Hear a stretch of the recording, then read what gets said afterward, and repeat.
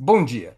Hoje é 1º de março de 2023. Estamos dando início a mais uma edição do programa 20 Minutos. Nosso entrevistado será Roberto Requião, advogado, jornalista e urbanista, ex-governador e ex-senador do Paraná, dispensa maiores apresentações. Tem sido, há várias décadas, uma das principais referências da esquerda brasileira, notadamente intervindo em temas como a soberania e o desenvolvimento. Opositor implacável das políticas neoliberais desde os anos 90, suas preocupações e críticas ao início do governo Lula estão presentes na imprensa e nas redes sociais. Agora teremos a oportunidade de conhecer suas opiniões diretamente, com tempo e espaço para entendê-las com maior profundidade.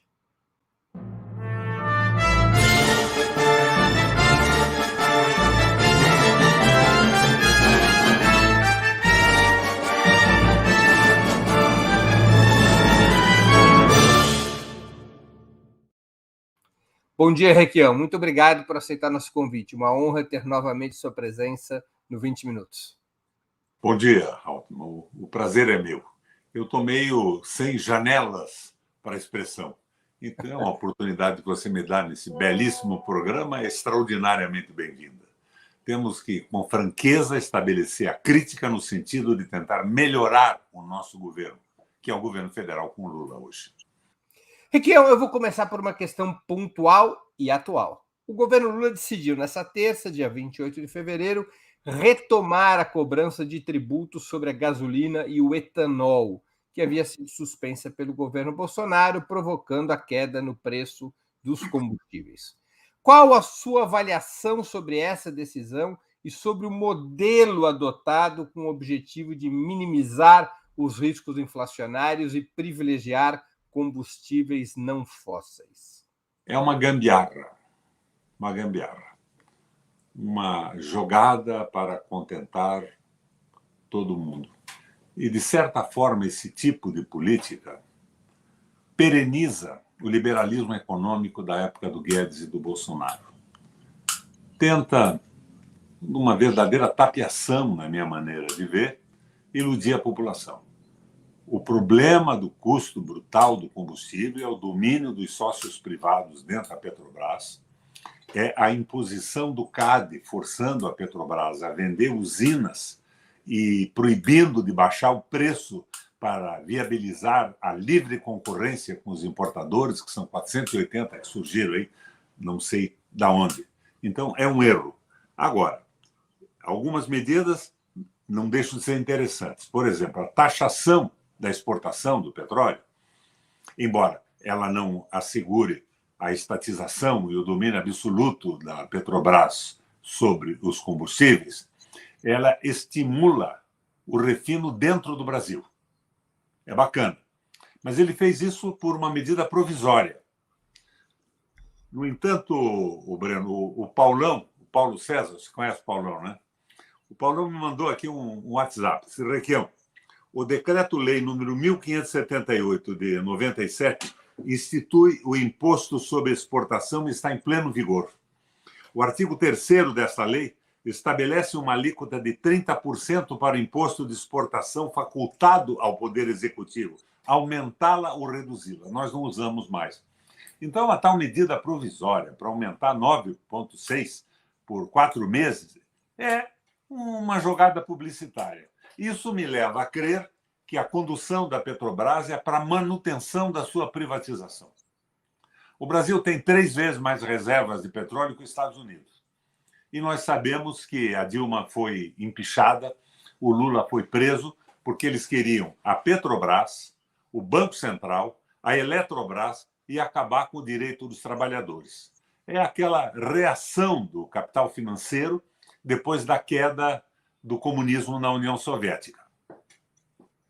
Nada mais, nada menos do que isso. Então, eu vejo tudo isso no caminho da consolidação do liberalismo com a correção de pequenas excrescências no processo. Isso me deixa triste e desgostoso, sem nenhuma dúvida. Se você estivesse no lugar do ministro Fernando Haddad, o que faria diferente nesse tema dos combustíveis? A suspensão dos tributos ou os subsídios são caminhos razoáveis para impedir pressão inflacionária? Não, não são. Não são. Porque, veja, eu fui governador 3 vezes do Paraná. O combustível aqui custava R$ 1,80 e os impostos eram os mesmos. A maior arrecadação do Paraná era o imposto sobre combustíveis, né? Depois, por incrível que pareça, a Tetra Pak, a indústria de embalagem. E eu cheguei, até num determinado momento, a zerar o imposto das pequenas e microempresas, porque eles não tinham significação nenhuma, mas eram responsáveis, as empresas pequenas, por 80% dos empregos do Estado. Então, não é por aí. Nós não devíamos ter mexido nisso, já acabado com a paridade de preços. Agora, o que é que me deixa mais desgostoso ainda? Eu vi os nomes indicados para o Conselho de Administração da Petrobras. Minha amiga Gleice diz: estamos esperando a grande assembleia com um novo conselho. Tem caras que são consultores da Shell, que serão consultores da Petrobras. Não tem nenhuma figura conhecida pela sua posição em defesa do Brasil, do nacionalismo e do nosso desenvolvimento. Então, eu acho que é um erro. O Haddad está cercado por fiscalistas conhecidos que só pensam no dinheiro arrecadado como se fossem contadores de uma empresa e essa empresa não tivesse nada a ver com os funcionários, que no caso é o povo brasileiro, somos nós todos. Eu acho um erro brutal o caminho que está sendo seguido. E querem saudar isso como se fosse uma conquista. O Lula evitou que subisse tanto, vai subir só metade do que poderia subir. É um engano isso, é um erro. Agora, vamos ao discurso do Lula, Breno. Não é maravilhoso? Está faltando lulismo no governo. Agora, do ponto de vista concreto, por exemplo, o governo tinha o tema de que os preços estavam sendo mantidos, os preços dos combustíveis estavam sendo mantidos por essa suspensão dos tributos federais. Como retirar essa suspensão e, ao mesmo tempo, manter os preços baixos, os preços mais baixos dos combustíveis? Onde estaria a chave da solução do problema, na tua opinião? Uma medida provisória, um pronunciamento do Lula à nação mostrando por que está tão caro o petróleo, que não era assim, nunca foi, um apelo a uma unidade nacional, e a medida provisória começaria tirando os poderes do CAD, que exige da Petrobras a venda de 8 refinarias e que proíbe a Petrobras de baixar o preço porque estaria prejudicando o livre mercado. É uma canalice. Mas, a mim parece, eu gostaria até que você conferisse, que o ex-presidente do CAD agora é um dos advogados do governo, numa Procuradoria-Geral do Estado, uma coisa assim. Então, já não entendo mais nada. Essa medida provisória resolvia isso. E resolvia também, de vez, o Banco Central. Eu não acredito que alguém, um militar de direita, ou seja lá de que posição ele seja, se levantasse de repente e vamos empichar o Lula porque ele não quer que o petróleo fique custando esse preço absurdo no Brasil, que a Petrobras, tendo o maior lucro entre as empresas petrolíferas do mundo, tenha cessado os investimentos no país, que já chegaram a 80% dos investimentos nacionais, e esteja mandando tudo isso para fora. Não há, Breno, possibilidade de sucesso no nosso governo sem a correção dessa boçalidade da independência do Banco Central na mão dos detentores da dívida pública, sem a Petrobras voltando aos interesses nacionais, a Eletrobras na mão de brasileiros e a CLT renovada. Não da forma que era. Tinha muitos erros na CLT, mas os erros não foram corrigidos. O direito foi eliminado. Então, são os 3 pontos que levaram ao impeachment da Dilma e à prisão do Lula. Se isso não for corrigido, o que é que nós estamos fazendo? Por que nós entramos nessa campanha? Por que eu aqui, do alto dos meus 82 anos, me joguei numa campanha eleitoral no Paraná e tentando influenciar o Brasil inteiro para a vitória do meu amigo Lula? Porque o discurso dele, a conversa com eles eram extraordinárias. Não existe, de nada vale a fé sem a obra. O discurso do Lula é magnífico. O governo não vai bem, do meu ponto de vista. Por isso eu faço a crítica tentando melhorar o governo. Eu não quero temeridades esquerdistas, Breno, como você gostaria, talvez, e eu também. Elas não são sustentáveis. Eu brigo pela posição aristotélica, o ato meio, o ato eficiente, sustentável, que não tenha temeridades insustentáveis e que não tenha a covardia de se aliar ao capital financeiro vadio. Essa moderação é o Lula. Mas o que eu estou vendo hoje é que esta frente ampla deixou de ser tão ampla. Nós não estamos cabendo nela mais. Por quê? Você não acha que o terceiro governo Lula, com Fernando Haddad na pasta da Fazenda, começa mais à esquerda do que o primeiro governo Lula, com Antônio Palocci no comando da economia? Você me bota numa situação complicada. Eu gosto muito do Haddad, pessoalmente. Mas eu tenho divergência com a formação econômica do Haddad. Né? Marcos Lisboa. O que era o Marcos Lisboa? O cara que escreveu A Ponte para o Futuro. Era o presidente, o dono do ISPER. O Haddad era professor lá. Então tem algumas coisas aí, mas eu achei que o Haddad tinha mudado. A experiência faz mudar. A constante evolução do pensamento econômico, o entendimento do orçamento funcional que permite emitir moeda, que é o que os Estados Unidos faz, sempre fez, é o que a Rússia faz para incentivar o crescimento econômico e a geração de empregos. Você veja, o Biden agora, com $1 trilhão, jogou na indústria para levantar tecnologia e gerar emprego. E nós estamos vendendo empresas públicas. Eu tenho citado um exemplo que o Gatto, Naylor Gatto, não sei se é esse bem o nome dele, da Eletrobras, dos eletricitários, me passou. Na comissão de transição, eles decidiram a Eletrobras tem que ser privatizada. Quem redigiu o texto final tirou a privatização e colocou lá. Ela tem que novamente servir ao Brasil. Aceitaram a privatização. Com que ilusão, Breno? As ações ordinárias nos dão o controle da empresa e a Golden Share evita qualquer medida contra o Brasil. Nós sabemos que não é isso. Não é o caso da Eletrobras, hein? Porque a Eletrobras tem ações nacionais. Mas quando a Petrobras tem 40% ou mais na Bolsa de Nova York, quem manda é a regra da Bolsa de Nova York e a justiça americana. Mas o presidente Lula tem falado em contestar judicialmente as regras da privatização, não? Pois é, contestar as regras da privatização é jogar para depois do governo dele. Ele fica contestando numa disputa judicial que não acaba nunca e o nosso governo fracassa. Eu quero o sucesso do governo Lula, não é conversa mole.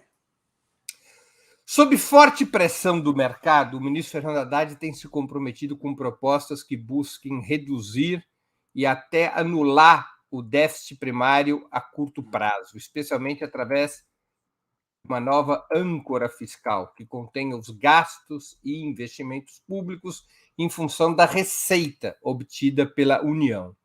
Na atual situação da economia e da política, com a correlação parlamentar de forças que marca o país, você acha que seria possível e necessário um outro caminho? Claro. Proposto pelo economista André Lara Rezende, que defendeu um programa de expansão da dívida pública para aumentar o investimento estatal e impulsionar a economia? O André evoluiu de uma forma extraordinária. Naquela visão da mudança aristotélica, do ato meio, do ato eficiente e sustentável, eu poria o André Lara Rezende no Banco Central. Tá? Mas acontece que o que o André está dizendo agora acontece no mundo há muito tempo. Agora no mundo há muito tempo. Como é que funciona a economia americana? Como é que o Biden lançou esse $1 trilhão no desenvolvimento? O governo está imprimindo dinheiro, do ponto de vista do orçamento funcional, para estimular a geração de empregos e o progresso tecnológico. Como é que nós podemos enfrentar essa recessão que está chegando? Será que não perceberam ainda que nós estamos entrando em recessão? Eu moro aqui num bairro de Curitiba, o Bigorrilho. Bigorrilho era um mosquitinho, que devia ter muito aqui no passado. Era uma região de chácaras, hoje está urbanizada. Aqui na minha rua e nas ruas laterais existiam dezenas de lojas. Fecharam quase que todas, mais da metade, 60%, 70% fechadas. Nós estamos em recessão. Por que a Ford saiu do Brasil? Porque ela acredita na política da restrição de investimentos? Ela saiu porque não tem dinheiro para comprar o seu produto. por falta de mercado. Nós temos que retomar isso aí. Saída? Tem? Claro que tem, Breno. Qual é a principal saída? Petrobras na mão. Primeiro, o Estado com um programa de governo, né? Não podemos ficar com essa conversa mole de que vamos dar comida 3 vezes por dia, que é absolutamente necessário porque o povo está passando fome. Mas um projeto de desenvolvimento, de retomada do desenvolvimento, de geração de emprego e de soberania do país. Um projeto que não seja um projeto de ódio aos Estados Unidos, nem de subserviência ao BRICS. Um projeto nacional. Daí retomamos a Petrobras. É a única empresa que tem lucro suficiente, porque já chegou a investir 80% dos investimentos feitos no Brasil para alavancar a retomada do desenvolvimento. A volta do Banco Central vinculado a um projeto razoável e sustentável de desenvolvimento. A volta do direito dos trabalhadores. E a impressão de moeda, sim. Não é para jogar fora, mas é para estimular o desenvolvimento, como faz a China, como faz os Estados Unidos, como fazem países que estão crescendo no mundo inteiro. Breno, você lembra de 1980, dos dados? Nós produzíamos industrialmente mais do que os tigres asiáticos. Malásia, Tailândia, Coreia do Sul e China. Hoje nós produzimos 9% do que eles produzem industrialmente. O Brasil tinha 30% da produção industrial no seu produto bruto, hoje não tem mais nada. Nós podemos sair, sim. É impossível. Como é que a China saiu disso? Se ela, com a Malásia, a Coreia do Sul e a Tailândia, perdiam para o Brasil juntas, como é que ela se transforma hoje numa potência que desafia os Estados Unidos no comércio mundial? Claro que podemos, mas tem que ter um projeto. Tem que ter um projeto. Você acha que o governo Lula deveria fazer, já que você citou, como o presidente norte-americano Joe Biden, e apresentar um plano geral de investimentos e prioridades, algo como o chamado Plano Biden, um plano Lula de reindustrialização e desenvolvimento do país? Sem dúvida. Mas esse plano geral de desenvolvimento não pode ser um plano de fé. Tem que ser um plano de obra. Porque se nós não tivermos de volta a Petrobras alavancando, porque é o único grande capital que pode impulsionar o Brasil à retomada do desenvolvimento. Se nós não tivermos o Banco Central na mão e vinculado a um plano de desenvolvimento, sem essa brincadeira de Banco Central autônomo e independente, jogando contra o Brasil com o juro mais alto do mundo, que é 8% líquido e 13,75%. Aliás, eu acho que já é mais de 13,75%, né? O último dado que eu vi era 13,82%.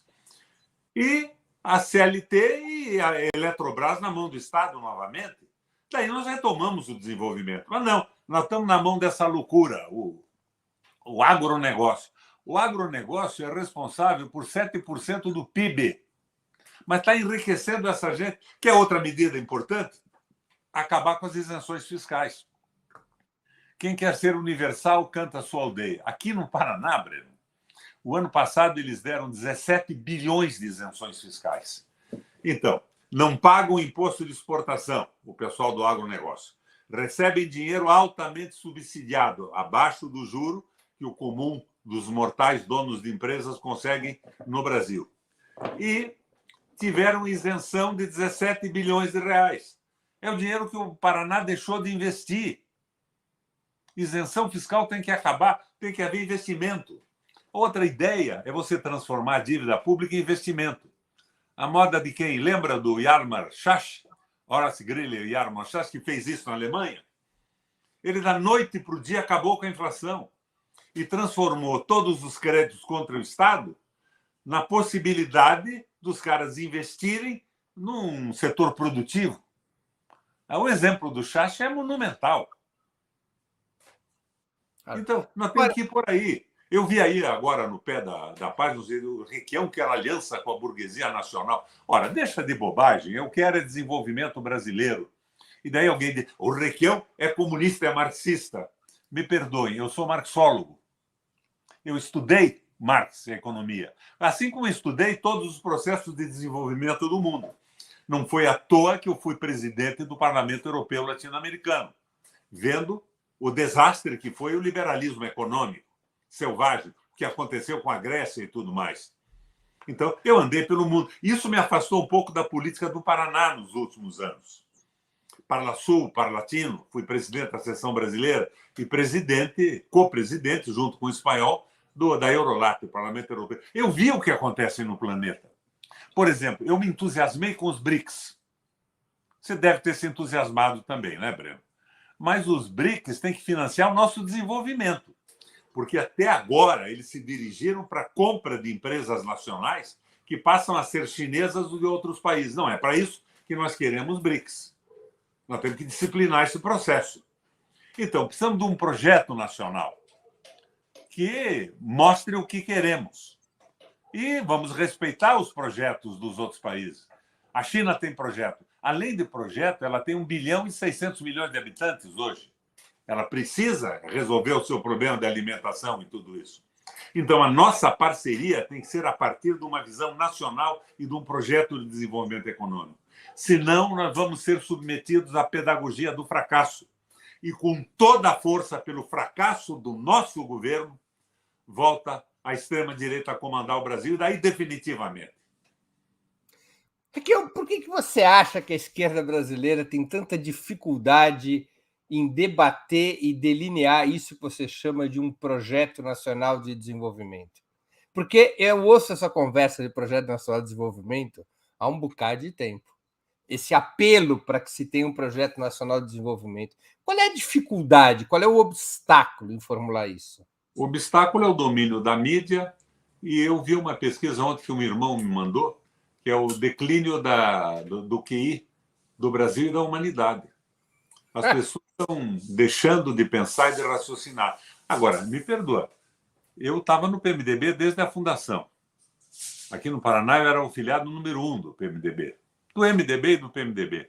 Eu organizei o partido com alguns companheiros, e eu era o filiado número 1. Mas lá atrás, na companhia de alguns amigos, como o Carlos Lessa, que é um nacionalista de peso, nós redigimos aquele documento Esperança e Mudança.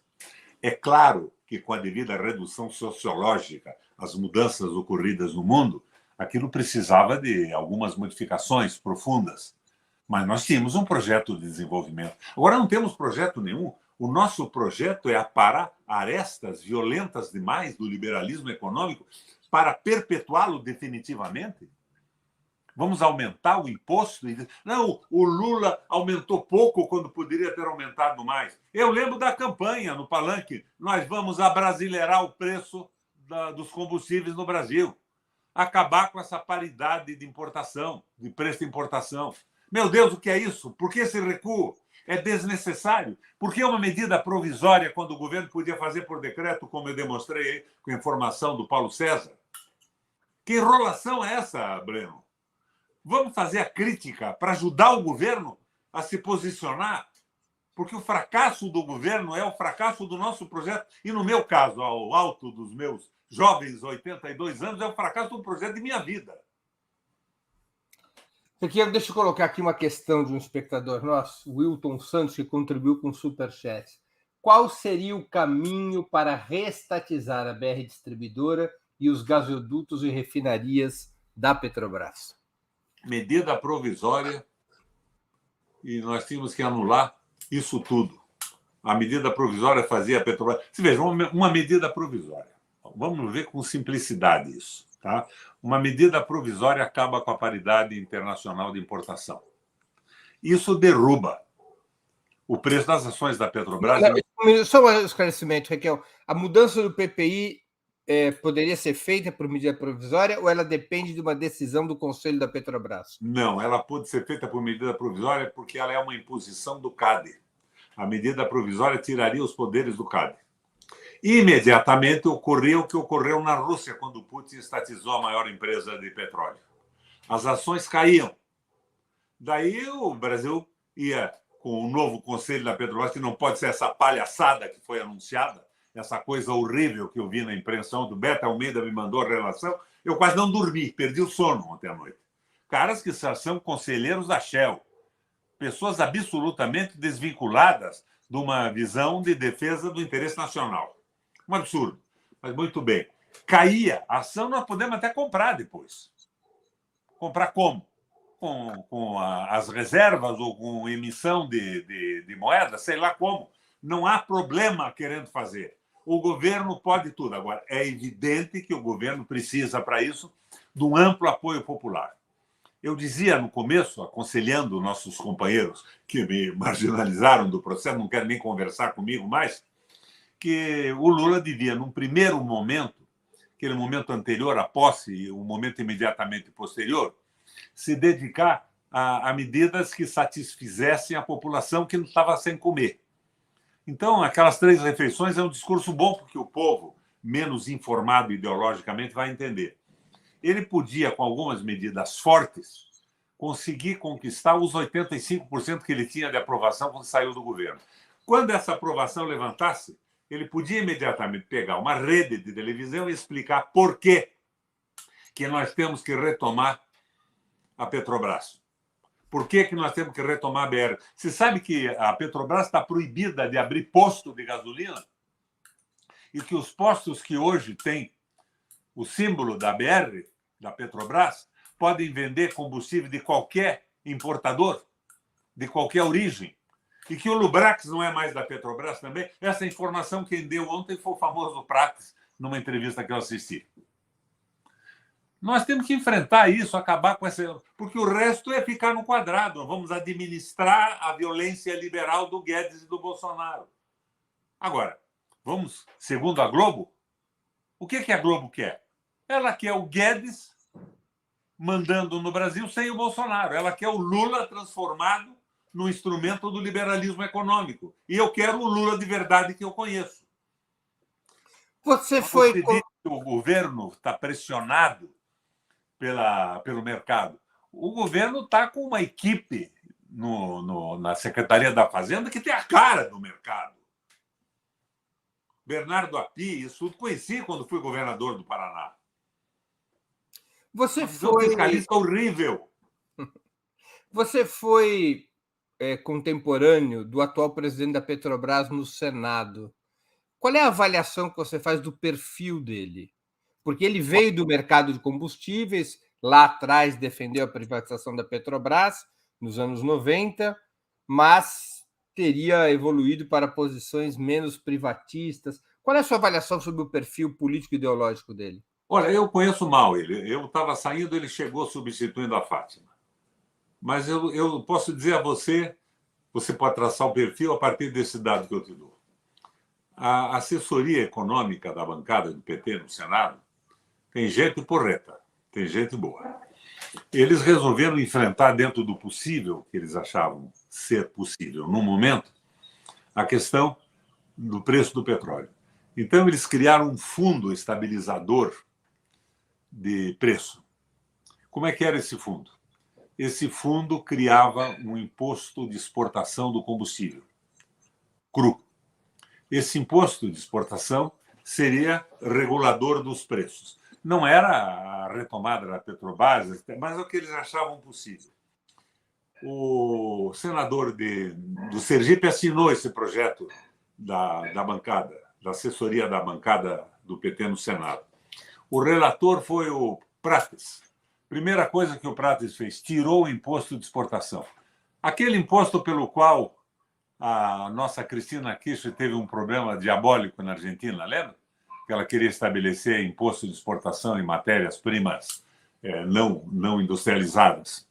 Pois muito bem, ele criou, ao invés do imposto de exportação, o Prates, um fundo que seria alimentado com dinheiro do Tesouro. Não era diminuir o lucro dos acionistas, que era fantástico. Alimentado com dinheiro do Tesouro e o dinheiro de concessões de algumas áreas de postos petrolíferos. Era, evidentemente, o estímulo à privatização e à defesa dos interesses privados. Esse é o Prates. Não conheço isso, mais nem menos. Eu acho que conversei com ele 2 ou 3 vezes. Bom dia, Prates. Vamos tomar um café no Senado? Talvez tenhamos tomado um café na cantina do Senado juntos. Nunca conversamos em profundidade. Mas a história dele é repete e repete.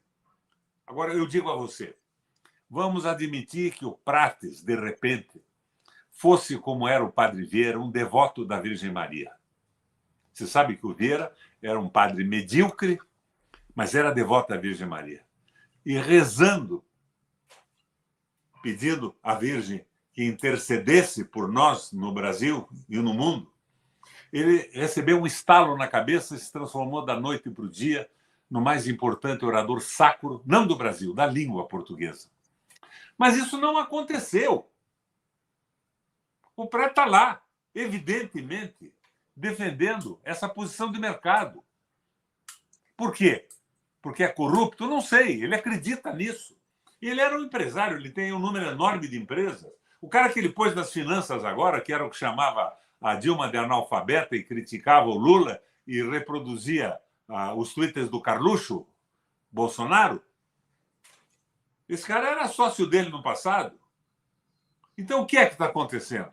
Por que nós vamos ficar batendo palma para isso? Olha, eu era a favor da frente ampla, mas uma frente ampla em torno de princípio. O que eu vejo agora é que se transformou num negócio.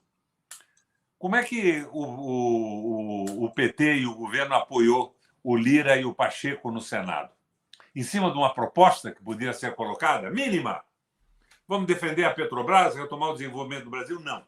Foi em cima de aquisições de votos, compra de votos, sem nenhum compromisso. Qual foi o primeiro resultado? O Lira e o Pacheco já disseram que são a favor da independência do Banco Central. Não é uma coisa simplesmente terrível isso? Erros. Parece que nós não aprendemos com os erros passados. Eu tenho certeza, eu fui governador 3 vezes, que a gente conquista um legislativo com uma proposta que não seja temerária e abusiva, mas que não seja covarde a ponto de privilegiar o sistema financeiro acima dos interesses da população, de desenvolvimento do Brasil, de justiça social. Se o Lula acenasse ao Congresso com essa proposta, que se me dá que fosse o Pacheco ou o Lira, no Senado ou na Câmara, desde que eles tivessem concordado com uma mudança necessária ao país. Mas não, nós adquirimos, por compra, por venda, por aluguel, por adesão, não sei por quê, mas foi uma aquisição vazia, feita novamente. Foi isso que acabou com o nosso governo lá atrás. Será que não aprendemos rigorosamente nada, Breno? Você acha que uma medida... obrigação de levantar isso que eu quero, que o governo acerte. Você acha que uma medida provisória resolvendo essas pressões do CAD sobre a Petrobras ou uma medida provisória retomando a independência,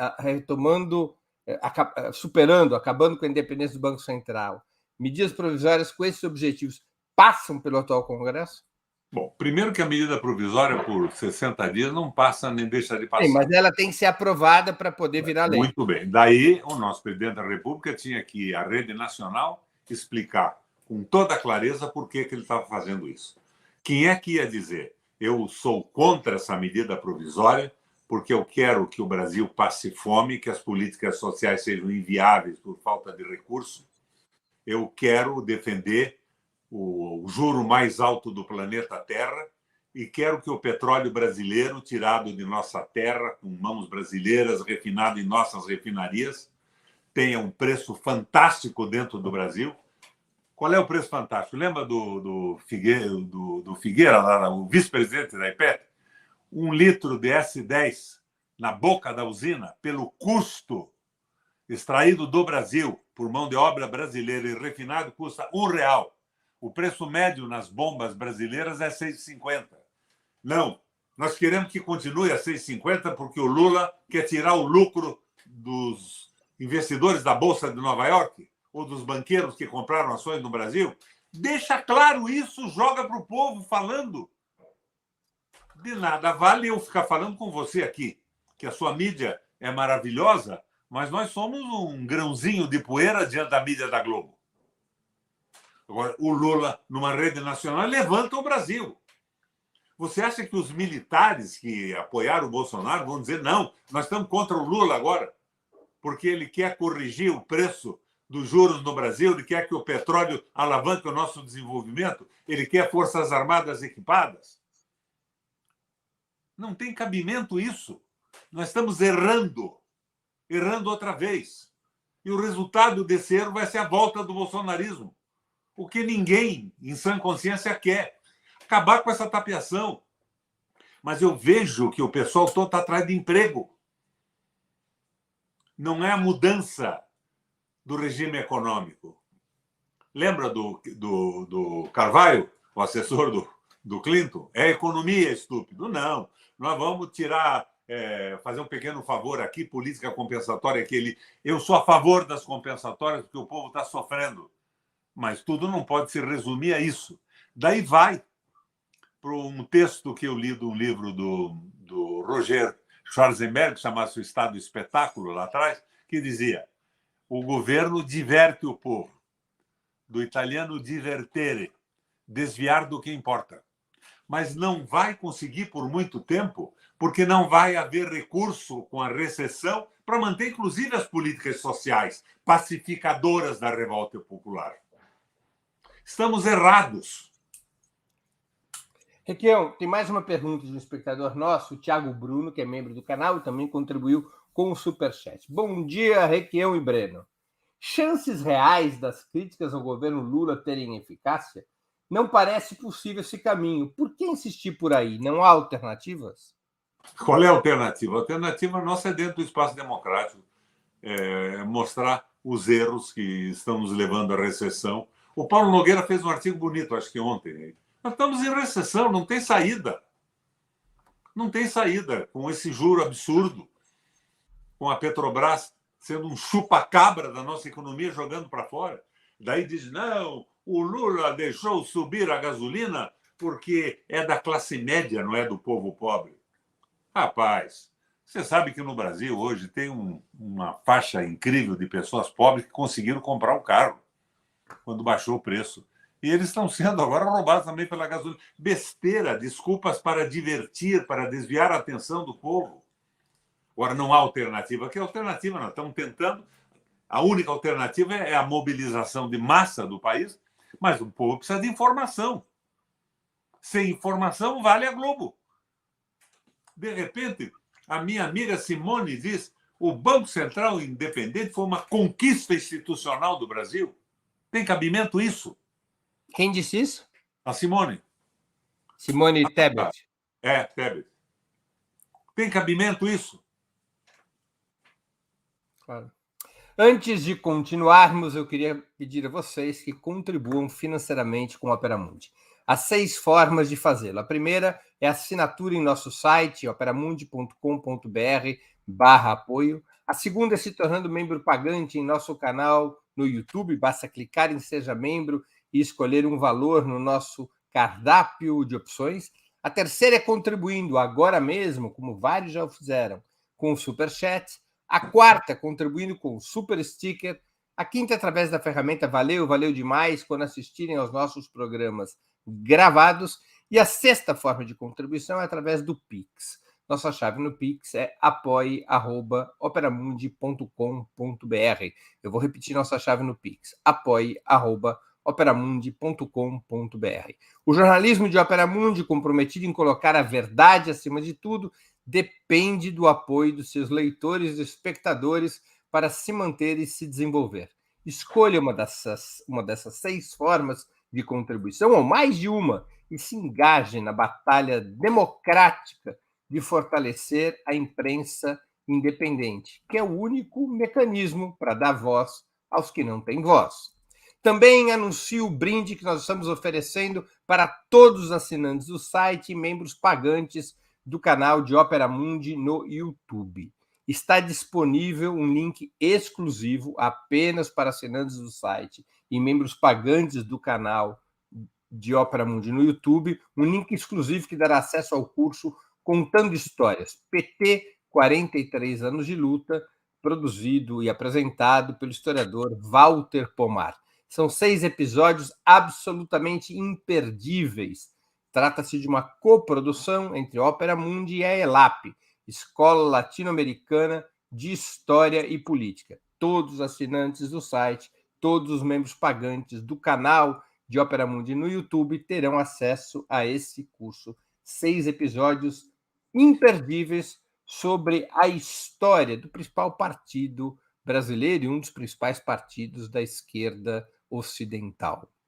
Requião, o economista Luiz Gonzaga Beluso tem defendido que nessa etapa da vida econômica do Brasil e do mundo são insuficientes para o desenvolvimento apenas medidas keynesianas clássicas de expansão da demanda.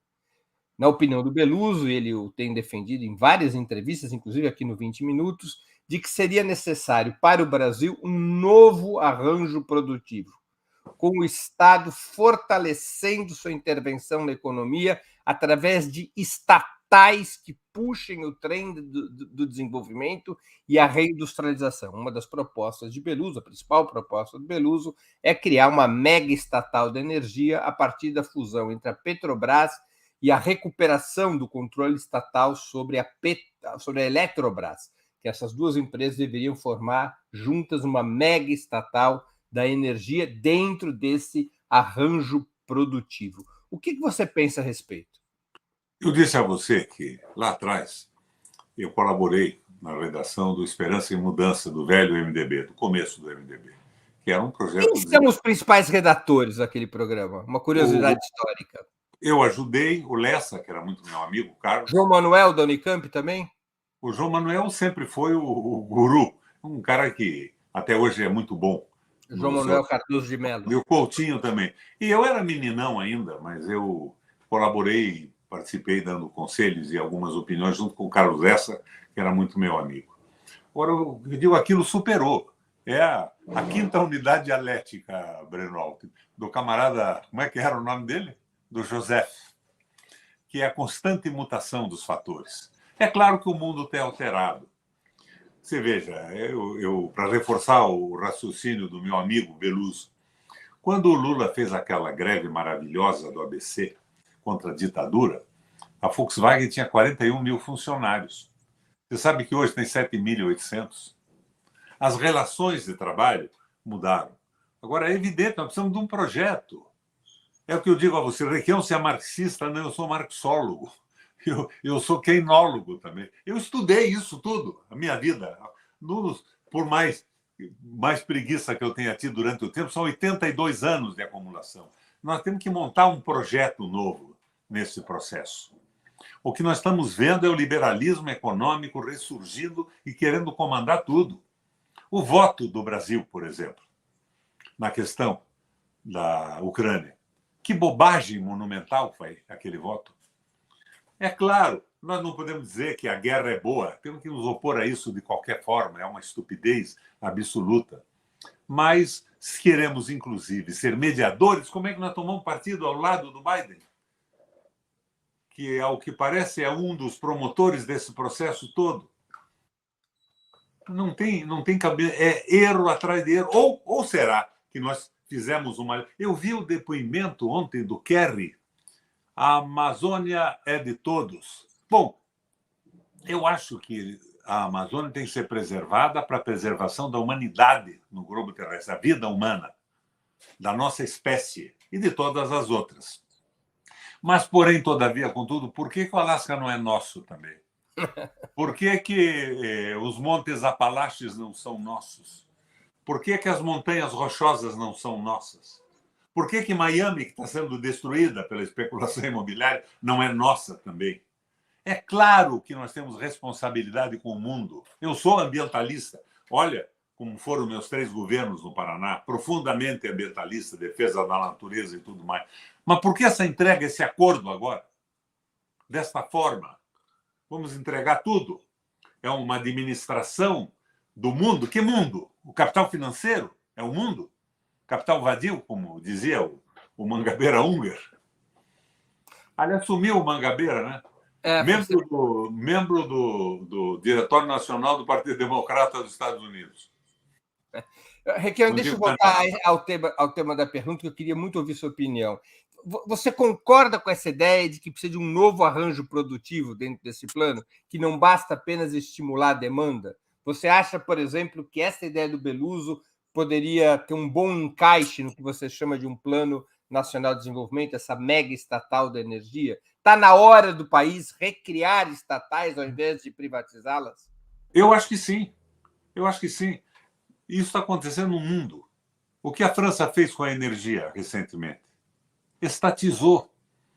O que a Alemanha fez com a energia elétrica de todas as naturezas e o petróleo, inclusive aquela dos capitalistas russos, a Gazprom? Estatizou. O que a Inglaterra está fazendo com o sistema de água e esgoto de Londres? Está estatizando o que foi privatizado. O que a França está fazendo com o sistema de água e esgoto de Paris? Está estatizando para não virarem chupa-cabras na economia. Essas empresas estratégicas se transformam em chupa-cabras, elas impedem o crescimento da própria iniciativa privada. Porque elas, num momento de crise, ou mesmo sem momento de crise, praticam o juro mais alto da história. O mais alto que eles puderem naquele momento. E quebram todo mundo. O que é que está puxando a inflação no Brasil? Um pouco da inflação internacional. Não vamos fugir dessa verdade. Mas o que mais está acontecendo é o juro de 13,75%, 13,82%, 8% real, o preço do combustível, o preço da eletricidade. E o fim da capacidade de consumo dos trabalhadores. Agora o Lula diz, quero aumentar o consumo. Tudo bem. Mas daí vem o pessoal da Fazenda e aumenta o preço do combustível e faz elogios ao Banco Central Independente. E o tal do presidente do Banco Central Independente vai para a Índia junto com o Haddad fazer o quê na Índia? Quem fiscaliza o Banco Central é o Congresso Nacional, é o Senado. Não há independência, há uma relativa autonomia. Como é que funciona o Banco Central americano, o Breno? Eu acho que você já explicou isso aí algumas vezes. Ele tem uma tarefa definida por lei. Ele tem que defender o crescimento econômico, ele tem que defender a geração de empregos, ele tem que tomar uma série de medidas. E no Brasil, ele tem que calcular o preço do juro em cima da meta de inflação estabelecida pelo Conselho Monetário Internacional. Quem é o Conselho Monetário Internacional, Breno? Conselho Monetário Nacional, né? O CMN. Nacional. Quem é? A Simone Tebet, o Haddad e o presidente do Banco Central. Por que nós não tomamos posição alguma? O que adianta o Lula falar uma coisa num determinado momento e numa determinada direção e o seu ministério não fazer porra nenhuma nesse sentido? Requião, o governo Lula tem afirmado que na pauta econômica legislativa, sua batalha central será a reforma tributária. Em uma primeira etapa, aprovando o projeto de simplificação tributária que já está avançado no parlamento, que é conhecido como o projeto Bernardo Api. Meu Deus do céu! Em um segundo momento, propondo uma reforma fiscal progressista sobre renda e patrimônio. Primeiro aprovar a simplificação, depois aprovar essa reforma fiscal progressista. Qual é a tua avaliação a respeito da importância da reforma tributária e dessa estratégia de duas etapas? Quem quer ser universal canta a sua aldeia. Eu fui governador 3 vezes. O Brasil estava parado com a crise do Lehman Brothers, Estados Unidos, a queda das ações, aquela desgraceira toda que atingiu o mundo. Eu fui governador. As lojas, os pequenos comércios, as pequenas indústrias estavam fechando no Brasil inteiro. Eu pensei e fiz o seguinte. Eu fiz baixar a tarifa de energia elétrica para empresas industriais que se instalassem no interior, onde não tinha emprego. E dei incentivos de ICMS para que fosse se instalar lá, gerando empregos em regiões extraordinariamente deprimidas. O ICMS do Estado eu baixei a 0 para as microempresas. E para as empresas médias eu estabeleci uma relação progressiva que o imposto em média era 2,5%. Daí me apareceu numa reunião comigo aqui no Paraná, acho que no Foz do Iguaçu, Bernardo Api. Não pode tirar imposto e tal. Eu consegui um sucesso incrível. Mesmo na crise, nós conseguimos aumentar o número de empregos com carteira registrada. As lojas do interior abertas. Era mais ou menos naquela linha do New Deal, do Roosevelt, lembra? Se as cidades queimarem, os campos se levantarão e reconstruirão as cidades. Se os campos queimarem, as cidades morrerão de fome. E ele, com esse impulso que deu à pequena e média agricultura americana e à industrialização do milho, conseguiu sair daquela crise monumental, né?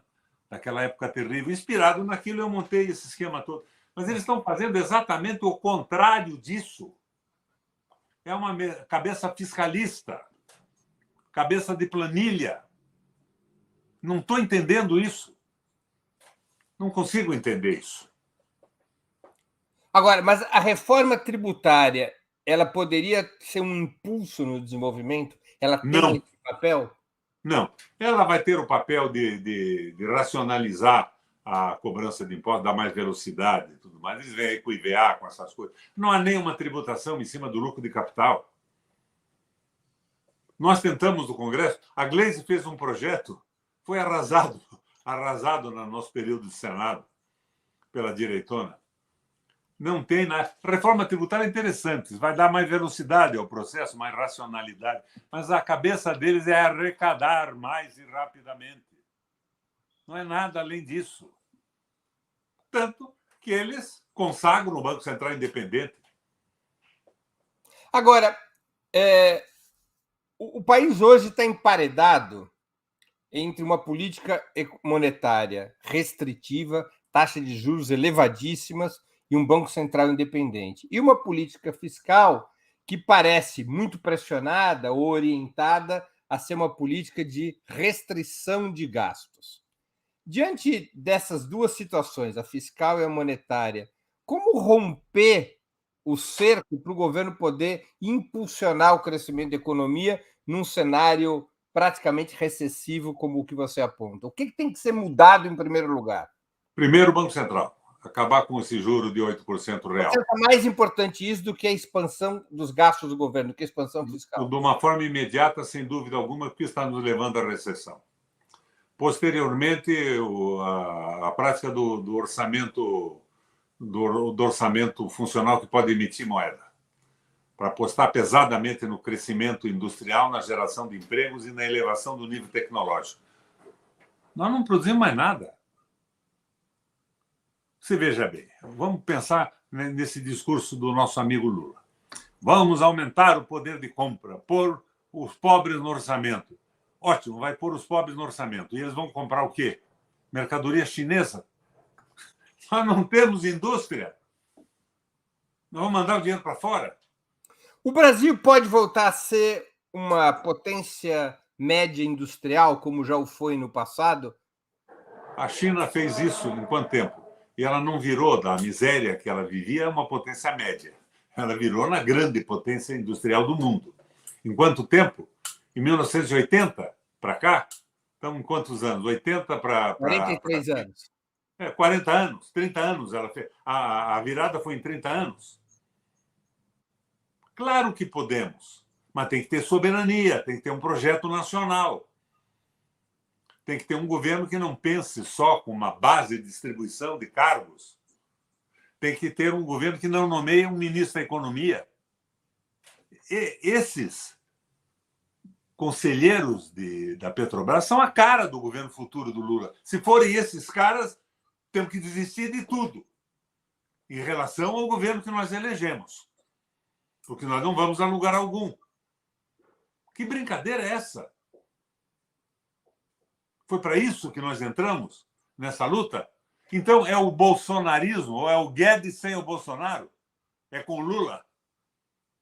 É a mesma coisa, só que atenuada, com alguns favores aos pessoal mais pobre, necessários, que o raio do Bolsonaro se recusava a dar, queria que morresse todo mundo de Covid.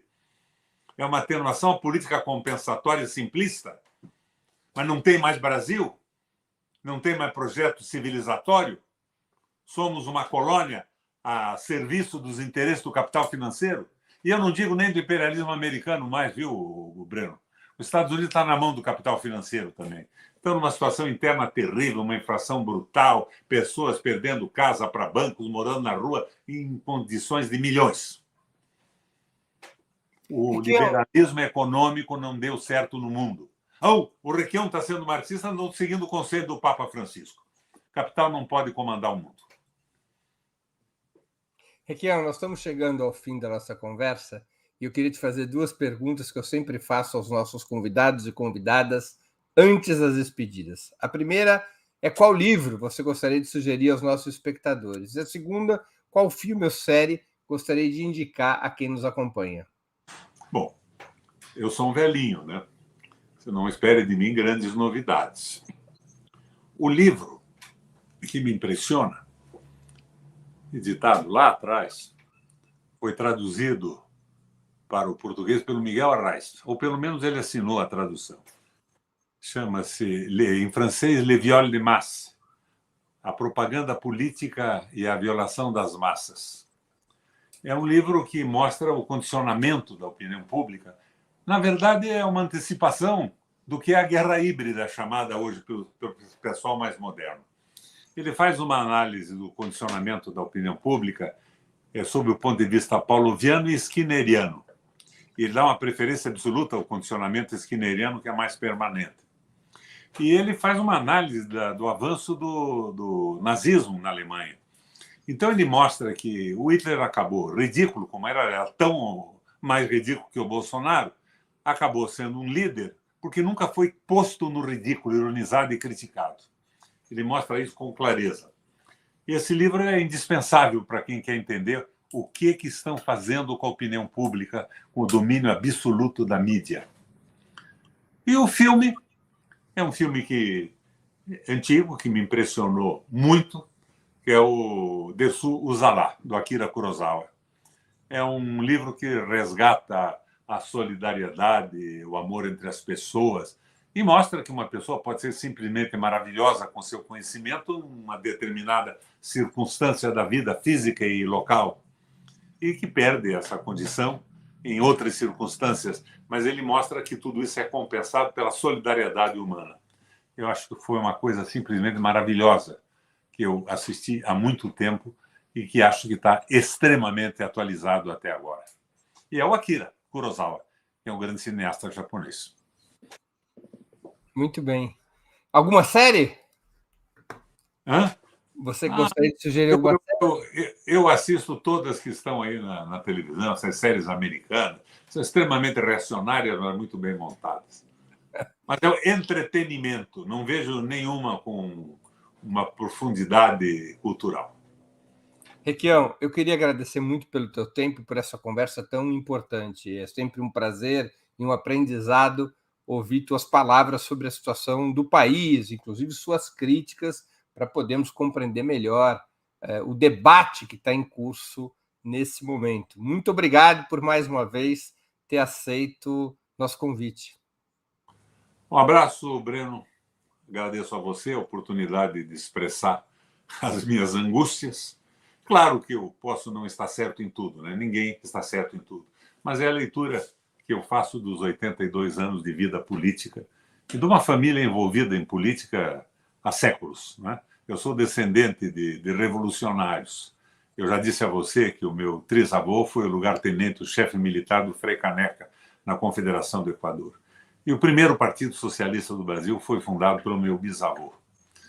E o meu pai era um militante, era um médico, e segunda, terça e quarta-feira trabalhava de graça para a periferia de Curitiba. Na quinta e na sexta ele tinha um consultório remunerado. Então eu fui criado nessa visão. E acho que a vida é uma coisa muito rápida. Ou você se dedica a transformar o mundo de uma forma positiva, ou você vai conseguir conquistar, como provavelmente o Bernardo aqui vai fazer, Bernardo Api, ser enterrado na avenida principal do cemitério. Não terá deixado nada de positivo, porque é uma visão equivocada. Eu não estou chamando ninguém de corrupto, percebeu isso? Mas é uma visão absolutamente equivocada do mundo e da economia. O Beluso é o assessor do Lula. Ele tem uma visão muito interessante das coisas. Agora, nós temos que avançar com tecnologia. O domínio da tecnologia é o futuro da humanidade. Nós não temos mais nada. Nós não produzimos nada. Nós não produzimos um telefone celular. Mas nós chegamos a construir aviões. Daí tentaram vender a Embraer. E tinha a tal Golden Share, né? ação que o governo, embora privatizada, poderia evitar todo mundo. E o governo quem era? Era o Guedes. Autorizou a venda, que só não aconteceu porque a Boeing faliu. Então, nós estamos numa encruzilhada. Agora, eu acho que nessa encruzilhada, embora nós sejamos lulistas, eu tenho consciência de que o PT é o único partido no Brasil, uma base extraordinária, nós não podemos calar a boca e deixar de fazer a crítica para tentar consertar rumos que nós vemos como equivocados. Não tenho certeza absoluta de nada, mas eu tenho as certezas que os 82 anos de militância política me deram. Eu acho que nós temos um outro caminho. E esse caminho está delineado com clareza com a falência absoluta do liberalismo selvagem e do domínio do capital financeiro sobre países e tudo mais. E é o que eu queria quando entrei na campanha política de cabeça, mesmo antes, quando eu joguei a minha possibilidade eleitoral no Paraná ao lixo, aderindo à defesa da Dilma, do Lula e de tudo mais, porque achava que eram os instrumentos que nós tínhamos naquele momento.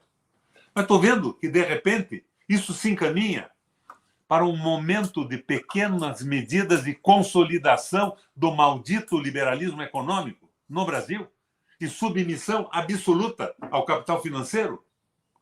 Não é por aí. Um abração a você, Breno. Grande abraço, muito obrigado. E eu também agradeço a todos e todas que assistiram a esse programa, em especial aqueles e aquelas que puderam fazer contribuições financeiras ao nosso site e ao canal de Ópera Mundi no YouTube. Sem vocês, nosso trabalho não seria possível e não faria sentido. Um grande abraço a todos e a todas.